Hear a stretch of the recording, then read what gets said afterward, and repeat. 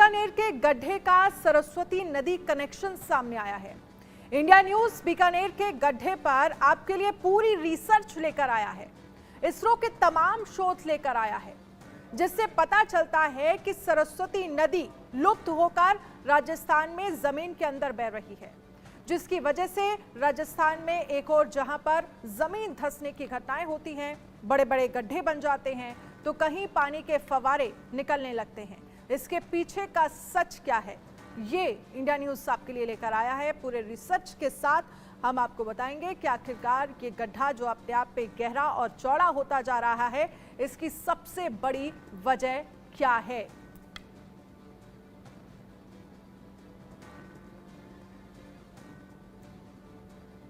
तो बीकानेर के गड्ढे पर सबसे बड़ी रिसर्च आईआईटी शोध से यह पता चला है कि बीकानेर जैसलमेर में सरस्वती नदी का पानी जमीन में काफी नीचे जमा है।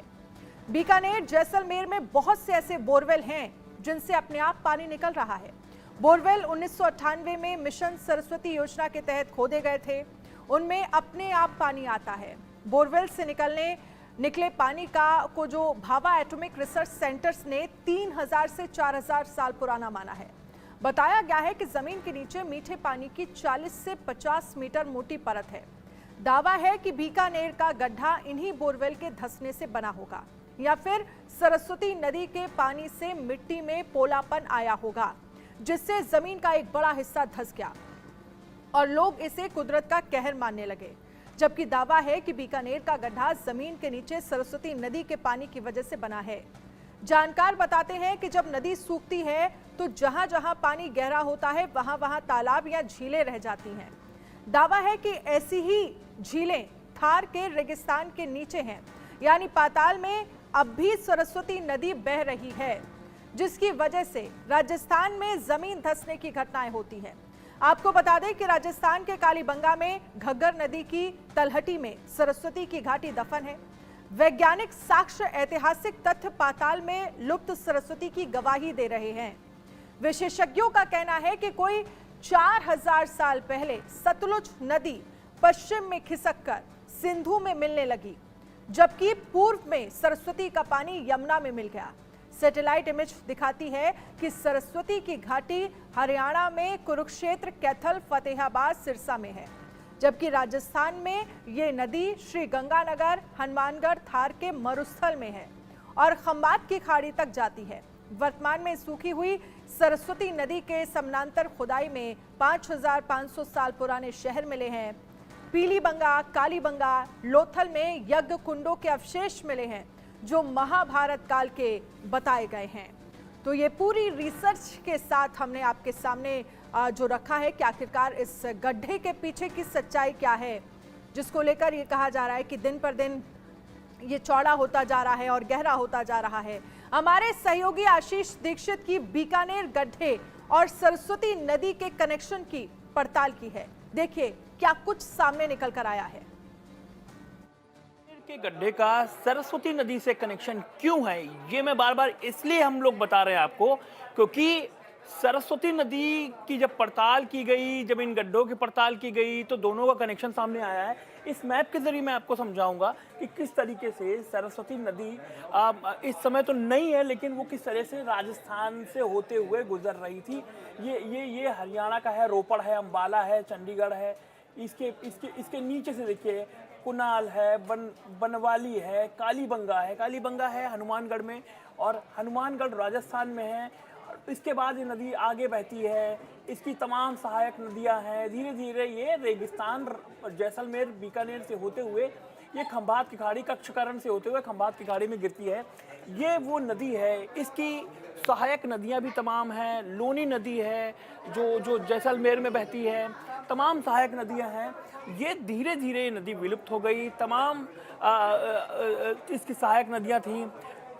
बताया गया कि कुछ जब भौगोलिक संरचना ऊपर नीचे हुई तो ये नदी का कुछ हिस्सा सतलज में जा गिरा, कुछ हिस्सा जो है यमुना में गिरा है, जिसकी वजह से इसमें पानी समाप्त हो गया और एक अच्छी खासी सभ्यता यानी कि सरस्वती सभ्यता वो विलुप्त हो गई है। कहा जा रहा है कि सिंधु घाटी सभ्यता या हड़प्पा सभ्यता बहुत पुरानी है, लेकिन सरस्वती सभ्यता को अगर जब हम खोजने जाएंगे तो वहाँ पर हजारों गांव, हजारों सभ्यता की चीज़ें नीचे अभी भी मौजूद हैं, क्योंकि इस नदी के किनारे किनारे चाहे पीलीबंगा हो, घग्गर नदी हो या फिर कालीबंगा हो, उसके आसपास जब हम खोजते हैं तमाम चीज़ें तो उसमें बहुत सारी चीज़ें निकल के आती हैं, अवशेष पुराने निकल के आते हैं।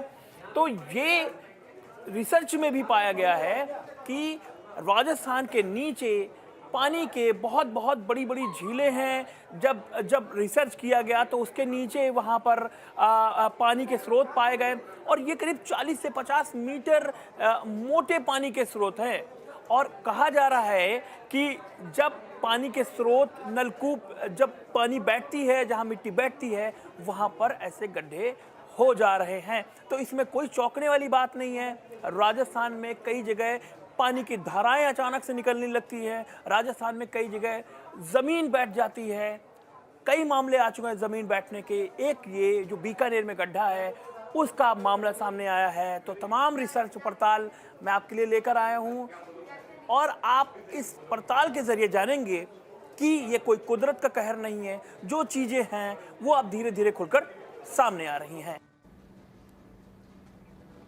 आशीष दीक्षित की रिपोर्ट आपने देखी। अब आपको बीकानेर का गड्ढा, सरस्वती नदी और वैदिक मान्यता के बारे में भी बताते हैं। ऋग्वेद के नदी सूक्त में सरस्वती को यमुना के पश्चिम और सतलुज के पूर्व में बहती हुई बताया गया है। उत्तर वैदिक ग्रंथों में सरस्वती नदी को मरुस्थल में सूखा हुआ बताया गया है। महाभारत में सरस्वती के मरुस्थल में विनाशन नामक जगह पर विलुप्त होने का वर्णन है। उत्तर वैदिक काल और महाभारत काल में यह नदी बहुत कुछ सूख चुकी थी। भूचाल आने के कारण जब जमीन ऊपर उठी तो सरस्वती का पानी यमुना में गिर गया। सिर्फ इसलिए प्रयाग में 3 नदियों का संगम माना गया, जबकि वहां 3 नदियों का संगम नहीं है। यजुर्वेद में कहा गया है कि 5 नदियां अपने पूरे प्रवाह के साथ सरस्वती नदी में मिलती हैं। ये 5 नदियां पंजाब की सतलुज, रावी, व्यास, चिनाब और दृष्टिवती हो सकती है। 5 नदियों के संगम के सूखे हुए अवशेष राजस्थान के बाड़मेर या फिर जैसलमेर के निकट पंचभद्र तीर्थ पर देखे जा सकते हैं। जिस स्थान पर मरुभूमि में सरस्वती लुप्त हो गई थी उसे विंशन कहते थे, जो अब सरहिंद में है, फतेहगढ़ साहिब पंजाब में है। तो ये आप एक तरह से कह सकते हैं कि ऋग्वेद में तमाम सरस्वती नदी को लेकर जो प्रमाण दिए गए हैं उसके बारे में भी हमने आपको बताया। और बीकानेर में जो गड्ढा हो रहा है लगातार चौड़ा और गहरा होता जा रहा है, जिसको लोग कह रहे हैं कि क्या किसी देवी देवताओं का प्रकोप है, उसका क्या कुछ कारण है वो भी हमने आपको बताया। अब इस पूरे मामले को लेकर इतिहासकारों की तरफ से क्या कुछ कहा गया है वो भी सुनिए जरा। अभी जो बहुत विचित्र सी घटना हो गई राजस्थान में बीकानेर के आसपास जमीन धंसने की, जो जमीन में एक बहुत बड़ा गड्ढा हो गया, लगभग 70 फीट का गड्ढा हो गया। और कई लोग बोलते हैं कि ये पाताल जाने का रास्ता है और कई लोग बोलते हैं कि ये पता नहीं कौन सी आपदा आ गई। लेकिन ये एक नेचुरल, एक प्राकृतिक बात है और एक भौगोलिक चीज हो गई है। हमको ध्यान में रखना चाहिए कि हजारों लाखों साल पहले राजस्थान पूरा एक बहुत बड़ा डेंस फॉरेस्ट हुआ करता था और यहाँ बहुत ज्यादा वाटर बॉडीज थी, मतलब पानी बहुत होता था। और उसके साथ साथ हड़प्पन सिविलाइजेशन जो थी, हमको पता है कि सरस्वती जो नदी थी वो राजस्थान से गुजरती थी, हरियाणा से गुजरती थी। मैं स्वयं सौरसत हूँ, सौरसत ब्राह्मण हूँ, तो इसलिए हम सौरसत रिवर के इस नदी के तट पर रहने वाले लोग हैं। और मुझे पूरा विश्वास है कि ये तो पानी का रिजर्व है हमारे नीचे, जो एक टाइम में सरस्वती नदी थी।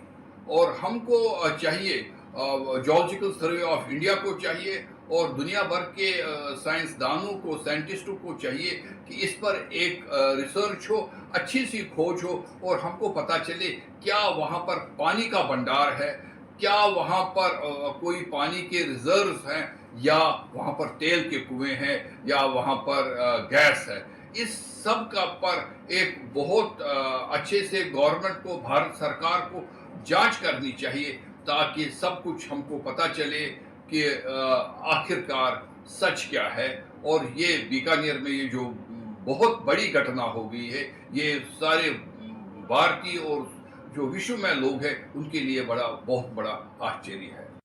बीकानेर में हो रहा है वो बहुत इन्वेस्टिगेशन का एक मामला है, उसे ज़्यादातर इन्वेस्टिगेट कर देना चाहिए। ये एक जोग्राफिकल फिनोमिनन है या किसी और तौर की तरह है। हमें इसके बारे में कोई भी रूमर्स या सुपरस्टिशन फैलने की कोई ज़रूरत नहीं।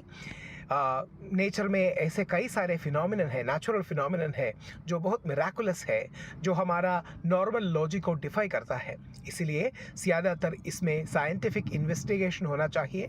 कल्चरल तरीके से कुछ भी ज़्यादा इम्प्लिकेशन हो सकता है, मगर एक डीप इन्वेस्टिगेशन इसके बारे में होना चाहिए।